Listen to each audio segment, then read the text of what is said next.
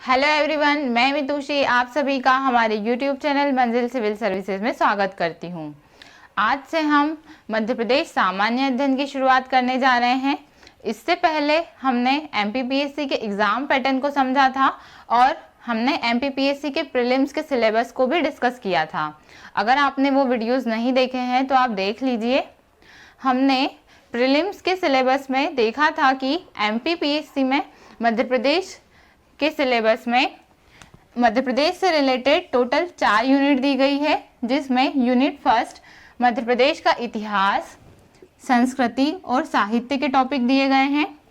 Unit third में मध्य प्रदेश का भूगोल, यूनिट 5 में के पार्ट ए जिसमें राज्य की संवैधानिक व्यवस्था के टॉपिक दिए हैं और पार्ट बी में राज्य की अर्थव्यवस्था दी गई है। और यूनिट 8 में समसामयिक घटनाएं, जिसमें राष्ट्रीय और अंतर्राष्ट्रीय घटनाओं के साथ मध्य प्रदेश की घटनाएं भी सम्मिलित है। इसमें मध्य प्रदेश के प्रमुख घटनाएं, प्रमुख व्यक्तित्व, खेल संस्थान, खिलाड़ी और पुरस्कार जैसी सारी चीज़ें आपको पढ़नी होगी। ये सभी हम मध्य प्रदेश के सामान्य अध्ययन में कवर करेंगे। हम मध्य प्रदेश को एक सब्जेक्ट के तौर पर ना पढ़ते हुए इसे रिलेट करके पढ़ेंगे। जिस स्टेट सर्विस एग्जामिनेशन की आप प्रिपरेशन कर रहे हैं उसको अच्छे से जानेंगे, उसकी खूबियों, उसकी विशेषताओं को अच्छे से समझेंगे ताकि आप चीज़ों को अच्छे से याद कर पाएंगे। तो शुरू करते हैं हम। आज से हमारा टॉपिक मध्य प्रदेश का गठन, फॉर्मेशन ऑफ एमपी।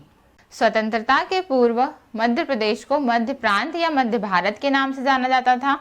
इसमें सेंट्रल प्रोविंस एंड बरार, जो कि उस समय अंग्रेजों के अधीन एक क्षेत्र था, और अन्य रियासतें जैसे ग्वालियर, बघेलखंड, बुंदेलखंड, महाकौशल, इंदौर जैसी रियासत सम्मिलित थी। जब भारत को 1947 में 1947 में स्वतंत्रता मिलती है तब इसके भौगोलिक क्षेत्र में कुछ परिवर्तन किया गया और जिन्हें पार्ट ए, बी, सी में विभाजित किया गया था। पार्ट ए में हम देखते हैं कि सेंट्रल प्रोविंस एंड बरार नाम का राज्य बनाया गया, जिसमें कि बरार, महाकौशल, विदर्भ, छत्तीसगढ़, बघेलखंड और दंडकारण्य जैसी रियासतों, क्षेत्रों को सम्मिलित किया गया था। पार्ट बी, जिसे कि मध्य भारत कहा गया था, इसमें मालवा की रियासतों को सम्मिलित करके पार्ट बी बनाया गया था और विंध्य प्रदेश, जो कि पार्ट सी, इसे नाम दिया गया था। भोपाल कुछ समय तक स्वतंत्र राज्य रहा, उसके उपरांत इसे पार्ट सी में सम्मिलित कर लिया गया था। हम देखते हैं पार्ट ए, जिसे सेंट्रल प्रोविंस एंड बरार नाम दिया गया। इसे प्रशासनिक दृष्टि से 5 संभागों में विभक्त किया गया था और 22 जिले इसमें सम्मिलित किए गए थे। मुख्यमंत्री के रूप में पंडित रविशंकर शुक्ल को नियुक्त किया था और राज्यपाल ई राघवेंद्र राव बनाए गए थे। हम देखते हैं इसकी राजधानी के रूप में नागपुर को बनाया गया था।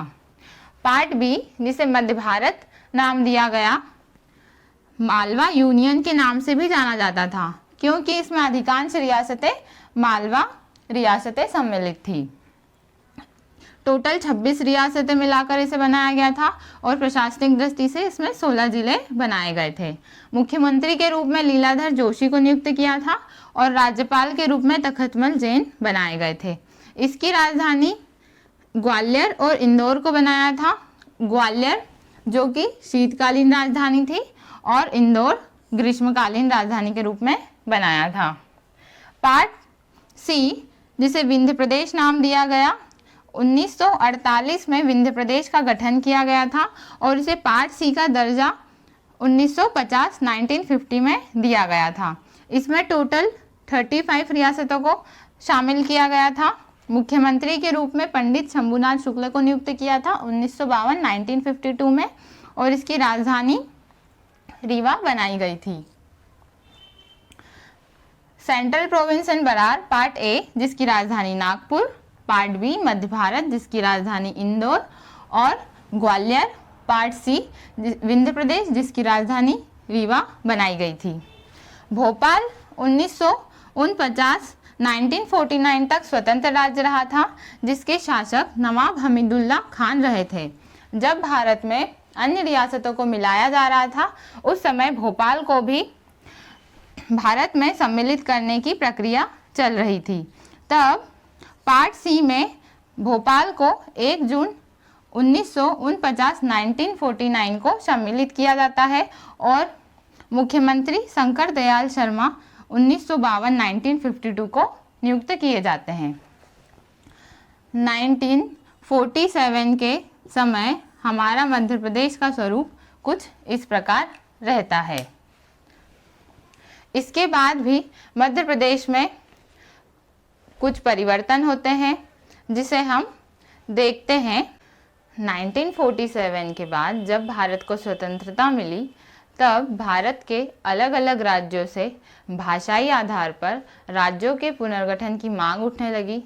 तब संविधान सभा के अध्यक्ष राजेंद्र प्रसाद द्वारा इलाहाबाद उच्च न्यायालय के अवकाश प्राप्त न्यायाधीश एस के धर की अध्यक्षता में एक 4 सदस्यीय आयोग बनाया गया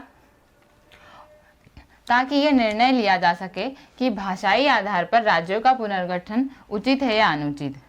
जून 1948 में यह आयोग बनाया गया था जिसने भाषाई आधार पर राज्यों के पुनर्गठन की मांग को अस्वीकार कर दिया और प्रशासनिक सुविधा के आधार पर राज्यों के पुनर्गठन को उचित माना। इस आयोग की रिपोर्ट की समीक्षा के लिए एक समिति बनाई गई, जेवीपी समिति, जो कि दिसंबर 1948 में बनाई गई थी। कांग्रेस कार्य समिति द्वारा अपने जयपुर अधिवेशन में जवाहरलाल नेहरू, सरदार वल्लभ भाई पटेल और पट्टाभी सीतारामैया की ये एक सम्मिलित समिति थी जिसे कि हम जेवीपी समिति के नाम से जानते हैं। इस समिति ने भी अपना निर्णय दिया कि भाषाई आधार पर राज्यों का पुनर्गठन अनुचित है। जब यह रिपोर्ट सबको प्राप्त हुई तब एक उग्र आंदोलन, लंबा आंदोलन शुरू हो गया। मद्रास राज्य के तेलुगु भाषी लोगों ने पोट्टी श्री रामालू के नेतृत्व में आंदोलन शुरू किया था। पोट्टी श्री रामालू के 58 दिन के आमरण अनशन के बाद में 15 दिसंबर 1952 को पोट्टी श्री रामालू की मृत्यु हो जाती है। तब आंदोलन और भी उग्र हो जाता है।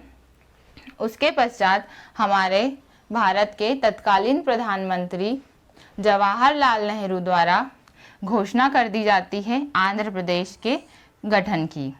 1 अक्टूबर 1953 को आंध्र प्रदेश एक भाषाई आधार पर गठित होने वाला भारत का पहला राज्य था।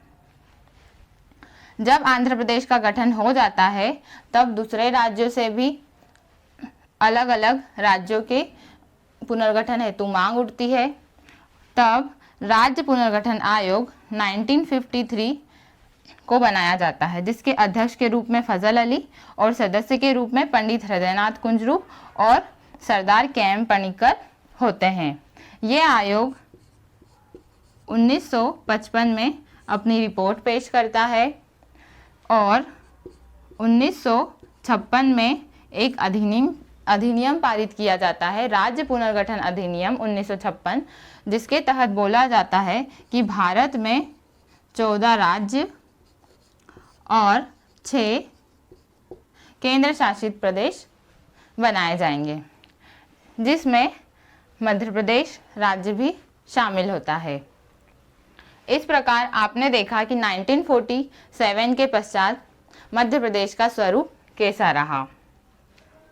एग्जाम में आपको ऐसे क्वेश्चन देखने को मिलते हैं जैसे राज्य पुनर्गठन आयोग कब आया था, इसके अध्यक्ष कौन रहे, इसके सदस्य के रूप में किन्हें नियुक्त किया गया था, एस के धर आयोग किससे संबंधित है, 1947 के मध्य भारत में पार्ट ए, बी, सी इनकी राजधानी क्या है। ऐसे क्वेश्चन आपको एग्जाम में डील करने होंगे।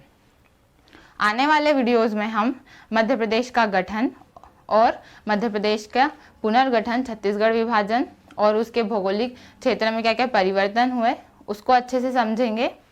आप इसका स्क्रीनशॉट ले सकते हैं और इसे नोट डाउन भी कर सकते हैं। आप हमारे टेलीग्राम चैनल को ज्वाइन कर लीजिए जिसकी लिंक हमने डिस्क्रिप्शन में दे रखी है और आप हमारे चैनल को सब्सक्राइब कर लीजिए जिससे आने वाले वीडियोस आपको प्राप्त हो सके। अगर आपको हमारा वीडियो अच्छा लगता है तो इसे लाइक कीजिए। आज के लिए इतना ही, धन्यवाद।